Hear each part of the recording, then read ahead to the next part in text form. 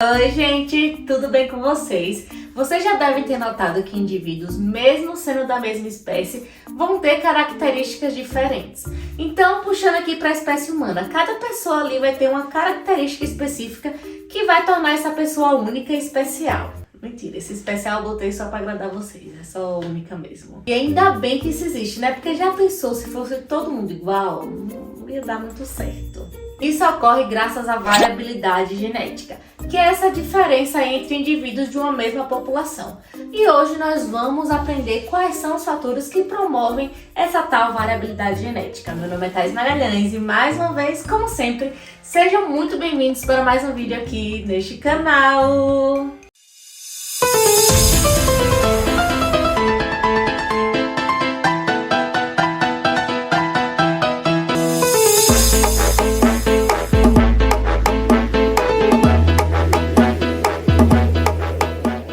Antes de começar esse vídeo, já deixa o seu like que me ajuda muito.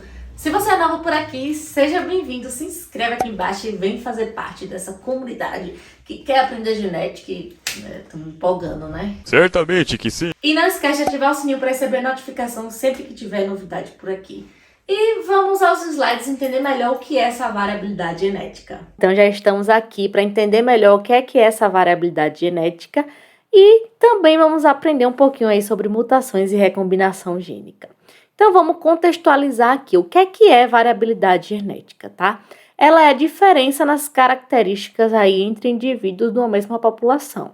Mas ela vai muito além da gente falar, não sei quem é diferente de não sei quem. Não, minha gente, ela está envolvida ali com a diversidade de alelos. Portanto, ela é que garante ter essa variação aí dentro da espécie. Então, ela é que garante fazer com que uma pessoa seja diferente da outra, uma flor seja diferente da outra. Então, sem ela, só para vocês terem noção, não haveria a seleção natural. E, consequentemente, também não existiria o processo de evolução. Então, só para vocês entenderem aí o quanto ela é importante. Mas vamos entender isso daqui melhor.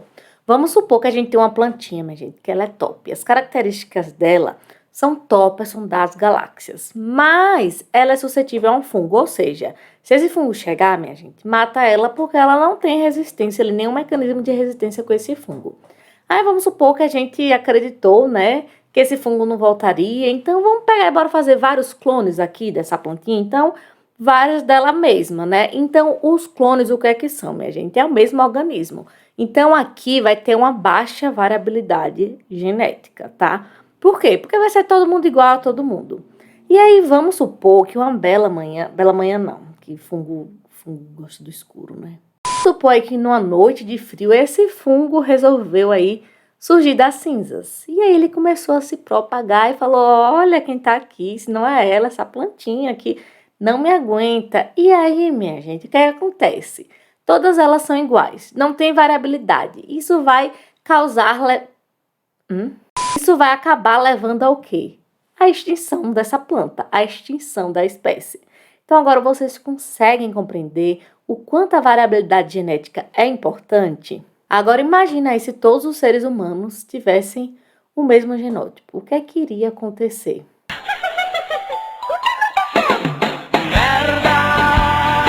E existem dois fatores responsáveis por promover a variabilidade genética. São eles: as mutações gênicas e a recombinação gênica. Então, vamos falar aqui, primeiramente, sobre as mutações gênicas. Vamos supor que a gente tem um jardim ali, ó, cheio de florzinhas lilás.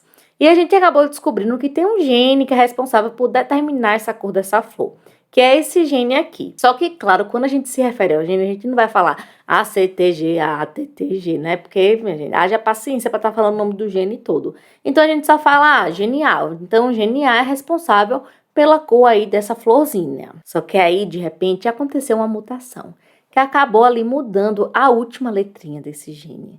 Isso fez com que surgisse um novo fenótipo dessa plantinha, fez com que surgissem agora florzinhas amarelas. E essa foi uma característica, né, que foi boa para essa espécie, e aí, ó, começou a se propagar. Então, foram surgindo mais e mais florzinhas amarelas. Como nós podemos perceber, minha gente, o gene não mudou, porque o gene faz o quê? determina a cor da flor. Ele continua ali executando sua função, determinando a cor da flor. Só que agora existe uma nova forma desse gene, uma forma alternativa, que faz com que a flor seja amarela. E a gente descobriu que o gene para a cor lilás dominava ali o gene para a cor amarela. Então, como a gente chamava esse gene de A, a gente deu o quê? O alelo azão para a cor lilás e o alelo azinho para a cor amarela. Ou seja, minha gente, é o mesmo gene. Só que surgiu uma mutação e fez com que criasse aí, que houvesse aí um novo alelo, uma forma alternativa para esse mesmo gene, porque ele continua o quê? Fazendo a função dele, determinando a cor. Só que agora vão ser cores diferentes. Então, as mutações gênicas, elas causam variabilidade genética desse modo, tá? Vai acontecer ali alguma mudança, se essa mudança for legal, ela vai ser mantida na espécie. Então, eu sei que muitas vezes a gente tem receio da palavra mutação, tá? Mas a mutação, minha gente, ela pode ser boa, ela pode ser neutra e ela também pode ser ruim. Mas se ela for ruim, ela não vai ser mantida, não. Porque a seleção natural tá de olho, né? Se for ruim, ela vai falar, não, não quero não, vaza daqui. Então, geralmente, né, só vão ser mantidos ali os alelos que forem benéficos para a espécie. Então, quando a gente fala de variabilidade genética, a gente está falando de um indivíduo ali na espécie. Por exemplo, pode acontecer alguma mutação em mim, mas não significa que essa mutação vai ser passada aí para a população. Ela pode simplesmente deixar de existir em mim. Mas se essa mutação passar para a população, como é o caso aí dessas florzinhas amarelas, a gente diz que ocorreu o quê? O processo evolutivo. E aí, mais para frente, a gente vai ter uma aula só de evolução e outra também só de mutações. Porque, como vocês vão ver, também existem as mutações cromossômicas. Só que as mutações cromossômicas não se encaixam aqui no assunto da variabilidade genética. Então, mais para frente, a gente vai ver que as mutações podem ser induzidas, podem ser naturais, os tipos de mutação, o que é também mutação cromossômica, enfim. Mas tenham em mente que as mutações gênicas é o único processo capaz de formar novos alelos. Então, são as mutações gênicas que contribuem ali para a variabilidade genética. E a outra forma de se gerar a variabilidade genética é por meio do processo de recombinação gênica.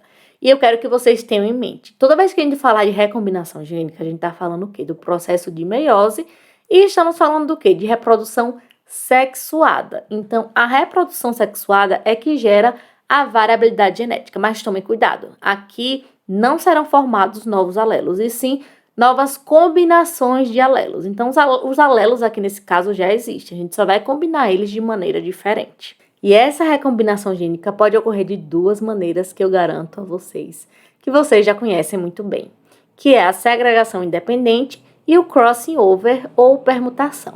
Então, só relembrando aqui a segregação independente, tá? A gente viu lá que os cromossomos homólogos, eles vão ser separados e logo depois as cromátides irmãs.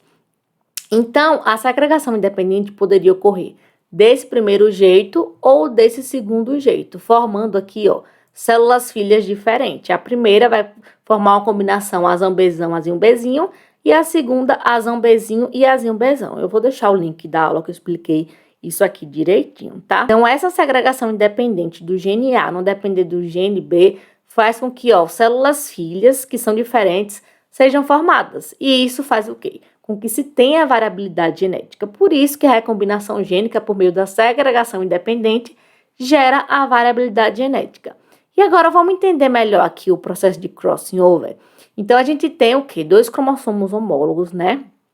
E aí, ó, os cromossomos homólogos vão se separar e esses vão ser os gametas formados. Então, aqui é sem o crossing over. Então, a gente só vai ter o quê? Duas possibilidades. Azão, bezão, cezão e azinho, bezinho, cezinho. Mas agora vamos ver o que é que acontece quando rola ali o crossing over. Então, ó, ocorreu o crossing over aqui nesse ponto, tá? E eles trocaram ali os genes. Então, ó, aqui já vai ter uma cromátide que vai ser diferente.